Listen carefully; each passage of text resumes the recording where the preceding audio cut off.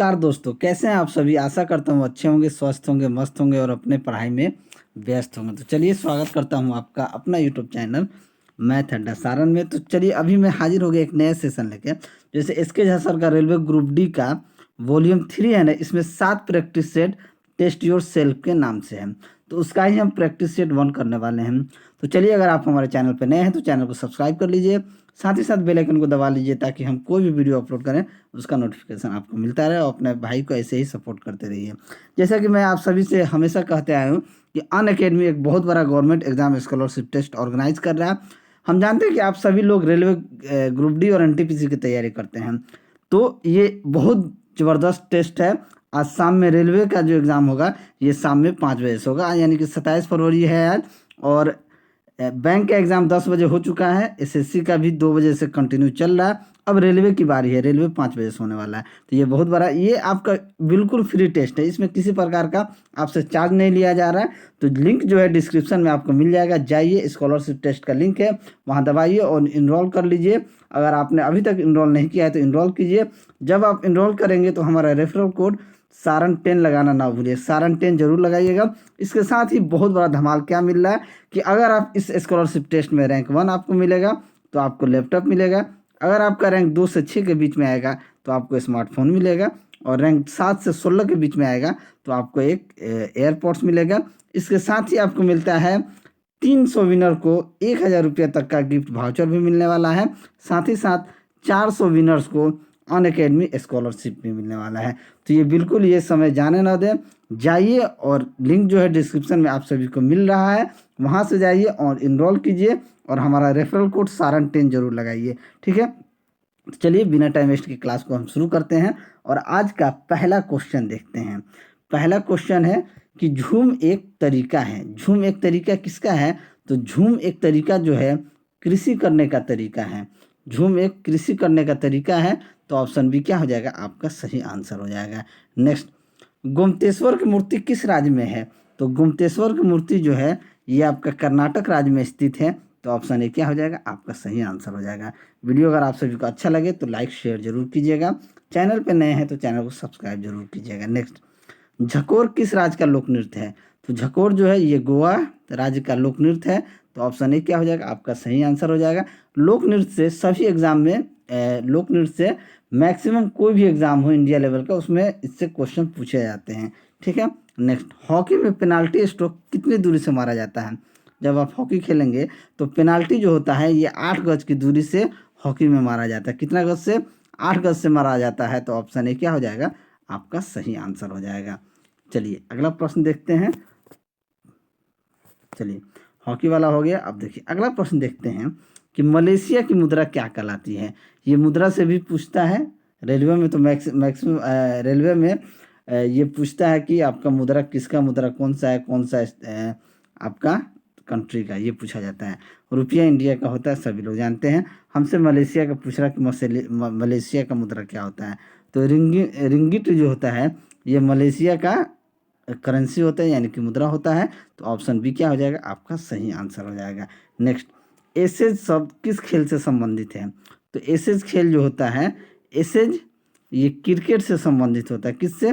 Cricket से संबंधित होता है, तो ऑप्शन ए क्या हो जाएगा? आपका सही आंसर हो जाएगा। अगला प्रश्न देखते हैं कि अगला प्रश्न है कि कौन सी विश्व की सर्वाधिक गहरी झील है? विश्व की सर्वाधिक गहरी झील के बारे में पूछ रहा है कि कौन सा है। तो विश्व का सबसे गहरा झील जो है ये बैकल झील है, तो ऑप्शन बी क्या हो जाएगा? सी क्या हो जाएगा? सही आंसर हो जाएगा। अगला प्रश्न देखते हैं, किसी राज्य की विधानसभा के अधिकतम सदस्य कितने हो सकते हैं? किसी भी राज्य का तो अधिकतम जो है 500 विधानसभा सीट हो सकता है। कितना हो सकता है? 500 हो सकता है, तो ऑप्शन सी क्या हो जाएगा? आपका सही आंसर हो जाएगा। चलिए अगला प्रश्न देखते हैं कि भारतीय संविधान में मतदान की आयु सीमा 21 वर्ष से घटाकर 18 वर्ष कब किया गया था? तो ये 1989 में किया गया था, यानी 21 वर्ष से घटा के 18 वर्ष, तो ऑप्शन बी क्या हो जाएगा? आपका सही आंसर हो जाएगा। फटाफट करने वाले हैं। नेक्स्ट, निम्नलिखित में से भारत के किस राज्य में विधान परिषद है? तो विधान परिषद किस में है? तो महाराष्ट्र में क्या है? राज्य में विधान परिषद है, तो ऑप्शन सी क्या हो जाएगा? आपका सही आंसर हो जाएगा। अगला प्रश्न देखते हैं कि निम्नोक्त में कौन सा तृतीय क्षेत्र का भाग है?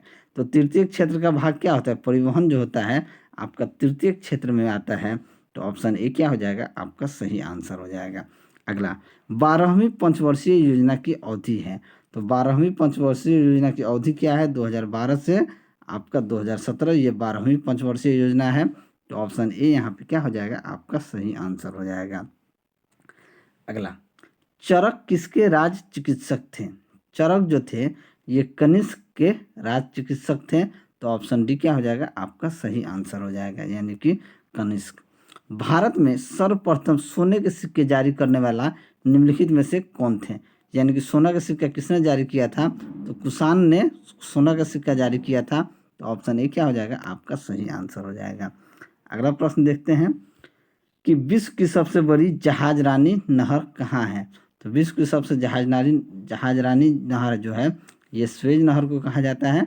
स्वेज नहर है। तो ऑप्शन बी क्या हो जाएगा? आपका सही आंसर हो जाएगा। नेक्स्ट, इंडियन अचीवर्स अवार्ड 2021 से किसे सम्मानित किया गया? तो इंडियन अचीवर अवार्ड 2021 से 21 किसे सम्मानित किया गया है? तो ये जसपाल सिंह को किया गया है। तो ऑप्शन बी यहाँ पे क्या हो जाएगा? आपका सही आंसर हो जाएगा। नेक्स्ट, भारत ने किस देश के साथ जल संसाधन के क्षेत्र में समझौता ज्ञापन पर हस्ताक्षर किया है? तो किस पे किया है? तो ये आपका कह सकते हैं कि जापान के साथ किया है। तो ऑप्शन डी क्या हो जाएगा? आपका सही आंसर हो जाएगा, यानी कि जापान। अगला प्रश्न देखते हैं कि घर घर राशन योजना किस राज्य या केंद्र शासित प्रदेश में प्रारंभ की गई थी? तो ये घर घर राशन का योजना ये दिल्ली आम आदमी पार्टी के जो नेता हैं, माननीय मुख्यमंत्री जो हैं दिल्ली के मुख्यमंत्री अरविंद केजरीवाल ने किया था। तो ऑप्शन बी क्या हो जाएगा? आपका सही आंसर हो जाएगा। Next, supreme court bar association के अध्यक्ष कौन बने हैं? तो सुप्रीम कोर्ट बार एसोसिएशन के अध्यक्ष विकास सिंह बने हैं। तो ऑप्शन ए यहाँ पे क्या हो जाएगा? आपका सही आंसर हो जाएगा। नेक्स्ट, 2 मार्च 2021 को भारत ने किस पड़ोसी देश को पहली प्राथमिकता वाला साझेदार घोषित किया है? तो 2 मार्च 2021 को भारत ने श्रीलंका को पहली प्राथमिकता वाले साझेदार को घोषित किया है। तो ऑप्शन डी क्या हो जाएगा? आपका सही आंसर हो जाएगा।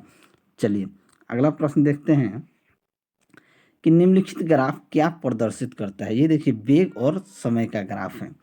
क्या है? वेग और समय का ग्राफ यहाँ पे दिया गया है। पूछ रहा है कि ये जो है क्या प्रदर्शित करता है।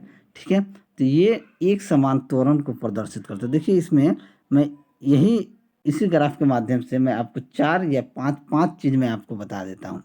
जब इस तरीके से जाता है ना सीधा लाइन, जब बीचों बीच इस तरीके से जाता है तो हम एक समान त्वरण कहते हैं। क्या कहते हैं? एक समान त्वरण कहते हैं। अगर ये इस तरीके से जाता है तो हम कहते हैं कि त्वरण बढ़ेगा। अगर इस तरीके से जाता है तो हम कहते हैं कि त्वरण बढ़ रहा है। अगर वही इस तरीके से होगा तो हम कहते हैं कि त्वरण क्या घट रहा है। क्या हो रहा है? त्वरण घट रहा है।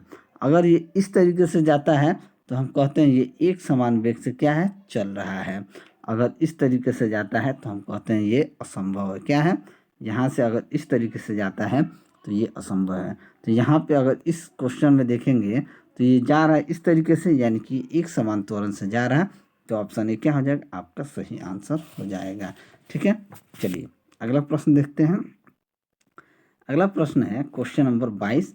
प्रश्न कह रहा है कि भूमि से 6 मीटर की ऊंचाई पर स्थित 10 किलोग्राम द्रव्यमान की एक वस्तु की ऊर्जा की गणना करें, जो कि स्मॉल जी का मान 9.8 मीटर दिया गया है। अब देखिए हाइट हमारे पास कितना दिया है? तो 6 मीटर हाइट दिया है, यानी कि ऊंचाई भूमि से ऊंचाई तो ये हाइट है ना है जी, तो ये 6 मीटर का हाइट हो गया। एम हमारे पास 10 किलोग्राम दिया है, स्मॉल जी का मान दे दिया है 9.8 मीटर पर सेकेंड। डब्ल्यू बराबर हम क्या जानते हैं? M G H. एम आपका कितना है जी? तो 10 किलो 10। जी आपका कितना है? 9.8 और एच आपका 6 है। 10 और 9.8 का गुना करेंगे तो ये 98 हो जाएगा। अब जब ये 98 हो जाएगा तो 8 छक 54 के 4, न सॉरी 8 गलती हो गया, 8 छक 48 के 8, हाथ में 4, 9 छक 54 4 58, यानी कि 588 जूल क्या हो जाएगा? इसका आंसर हो जाएगा। क्या हो जाएगा? 588 जूल। तो ऑप्शन बी क्या हो जाएगा? आपका सही आंसर हो जाएगा। ठीक है, चलिए अगला प्रश्न देखते हैं कि सरल लोलक के आवर्तकाल टी एवं गुरुत्वीय त्वरण जी में संबंध क्या होता है। संबंध पूछ रहा है तो देखिए टी बराबर क्या होता है 2π√L/g यही होता है। अगर हम दोनों तरफ स्क्वायर कर देंगे तो ये हो जाएगा t² 2πL/g, यानी कि t² डायरेक्टली प्रोपोर्शनल टू या t² डायरेक्टली प्रोपोर्शनल टू किसके होता है L/g के होता है। तो हम कह सकते हैं कि यहाँ पे क्या हो जाएगा t² is directly proportional to L/g। तो ऑप्शन बी क्या हो जाएगा आपका सही आंसर हो जाएगा। ठीक है, आशा करता हूँ ये चीज़ आप सभी को अच्छे से समझ में आ रहा होगा। नेक्स्ट, एकांक पदार्थ के घनत्व को डैश के रूप में परिभाषित किया जाता है। तो एकांक पदार्थ के जो घनत्व होते हैं वो द्रव्यमान प्रति इकाई आयतन के रूप में क्या करते हैं परिभाषित करते हैं। तो ऑप्शन ए क्या हो जाएगा आपका सही आंसर हो जाएगा। अगला प्रश्न देखते हैं कि घड़ी में क्वार्ट्ज क्रिस्टल का कार्य निम्नलिखित पर आधारित होता है। तो घड़ी में जो क्वार्ट्ज क्रिस्टल जो होता है ये पीजो इलेक्ट्रिक इफेक्ट पे काम करता है, तो यानी पीजो इलेक्ट्रिक प्रभाव पे कार्य करता है। तो ऑप्शन डी क्या हो जाएगा आपका सही आंसर हो जाएगा। नेक्स्ट, लोहा, तांबा, एल्युमिनियम तथा पीतल में से किसका रेखीय प्रसार गुणांक उच्च होता है। तो सब रेखीय प्रसार सबका सबसे ज़्यादा अधिक जानते हैं किसका होता है एल्युमिनियम में होता है। लोहा, तांबा, एल्युमिनियम तथा पीतल में देखा जाए तो एल्युमिनियम का रेखीय प्रसार गुणांक क्या होता है सबसे ज़्यादा होता है। तो ऑप्शन बी यहाँ पे आपका सही आंसर हो जाएगा। नेक्स्ट, अफ्रीका के काली त्वचा वाले व्यक्ति ब्रिटेन के सफ़ेद त्वचा वाले व्यक्तियों की तुलना में क्या महसूस करेंगे।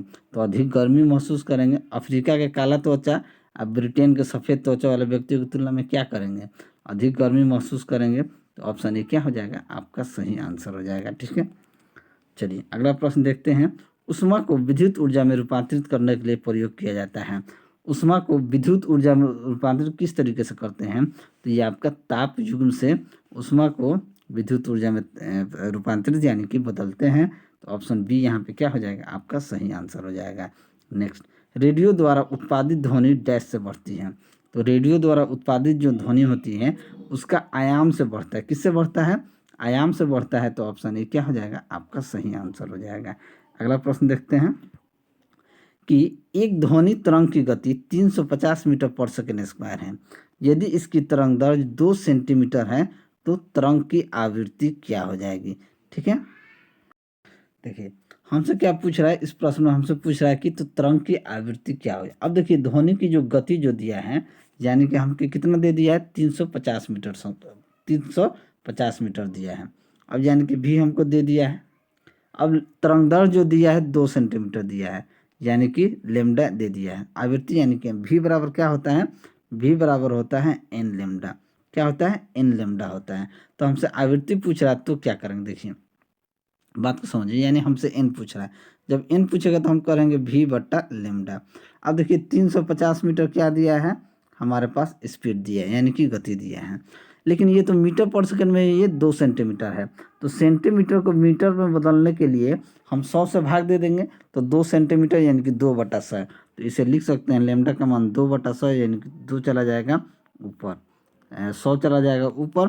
तो काट दीजिए 2 से इसको काट देंगे 50 बार में यानी कि ये 0 0 50 25 के 5 हाथ में 2 5 से 15 2 17 यानी कि 17,500 हर्ट्ज हो जाएगा। तो ऑप्शन ए क्या हो जाएगा आपका सही आंसर हो जाएगा।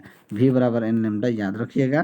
देखिए एक जाति को एक में रखते हैं बात को समझिएगा। आप सेंटीमीटर मीटर तो सेंटीमीटर मीटर या तो उसको मीटर को सेंटीमीटर में बदलिए या सेंटीमीटर को मीटर में बदलिए तभी आपका हो जाएगा। नेक्स्ट, डैश तत्व में बाहरी सेल में 8 इलेक्ट्रॉनों के साथ 3 कक्षाएं होती है। तो ये किस में होती हैं तो ये आर्गन में होता है। तो ऑप्शन डी क्या हो जाएगा आपका सही आंसर हो जाएगा। नेक्स्ट, वह तत्व जिसके अणुओं में 3 संयुक्त इलेक्ट्रॉन होते हैं एक का एक उदाहरण होता है। ये किसका उदाहरण होता है तो ये एल्युमिनियम का होता है जिसके अणुओं में 3 संयुक्त इलेक्ट्रॉन होते हैं।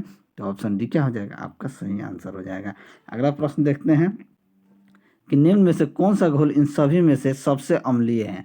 तो सबसे अम्लीय क्या हो जाएगा जिसका पीएच मान 0 वाला घोल जो होगा सबसे अम्लीय हो जाएगा। तो ऑप्शन ए क्या हो जाएगा आपका सही आंसर। निम्नलिखित में से कौन सा बाएं से दाएं ओर जाने पर परमाणु संख्या में वृद्धि के अनुसार सही जुड़ी है। बाएं से दाएं जाने पर यानी कि बेरिलियम और बोरोन। तो ऑप्शन बी क्या हो जाएगा ऑप्शन बी आपका क्या हो जाएगा सही आंसर हो जाएगा। नेक्स्ट, अगला प्रश्न देखते हैं कि थोड़ा सा इसको ऊपर ले लेंगे। गैल्वेनाइजेशन एक प्रक्रिया होता है जिसमें लोहे की वस्तुओं पर डैश से बचाने के लिए एक जिंक की परत चढ़ाई जाती है, उसे क्या कहते हैं।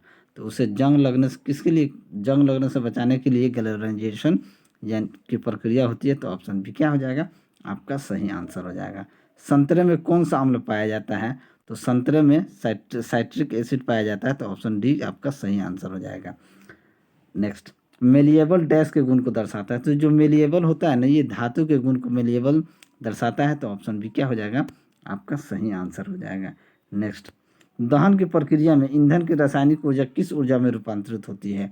तो दहन की जो प्रक्रिया होती है, तो ये दहन की प्रक्रिया में रासायनिक ऊर्जा उसमें ऊर्जा में क्या हो जाती है, बदल जाती है। तो ऑप्शन बी यहाँ पे क्या हो जाएगा, आपका सही आंसर हो जाएगा।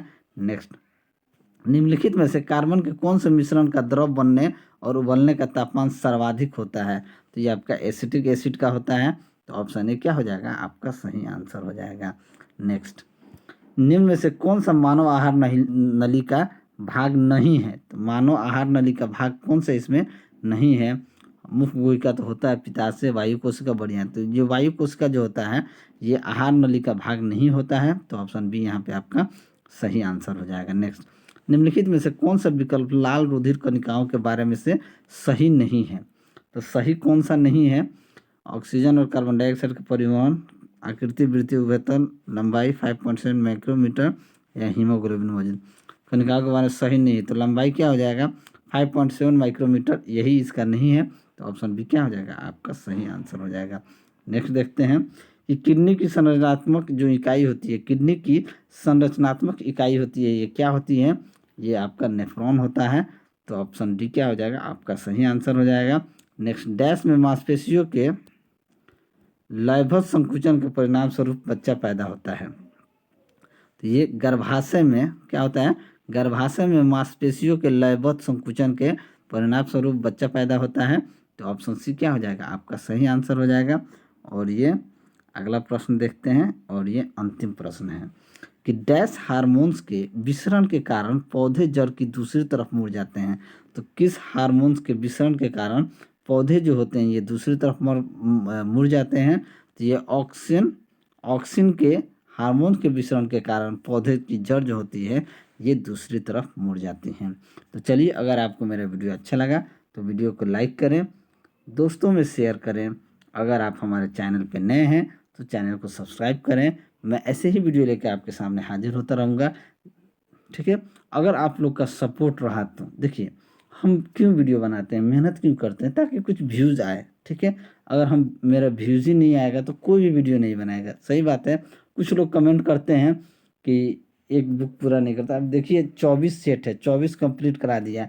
टेस्ट योर सेल्फ इसमें 7 है, ये एक अपलोड कर दिया। अगर आपका प्यार रहा, आप लोग का सपोर्ट रहा तो टेस्ट योर सेल्फ का भी आगे 6 पार्ट है, उसको भी मैं अपलोड करूँगा, क्यों नहीं करूँगा, ठीक है। अगर आप देखेंगे तो क्यों, आप आपके देखने के लिए बना रहे हैं, अगर आप देखेंगे तो अगला पार्ट क्यों नहीं लाएंगे, बिल्कुल लाएंगे, ठीक है। तो चलिए मिलते हैं अगले वीडियो में, तब तक के लिए जय हिंद।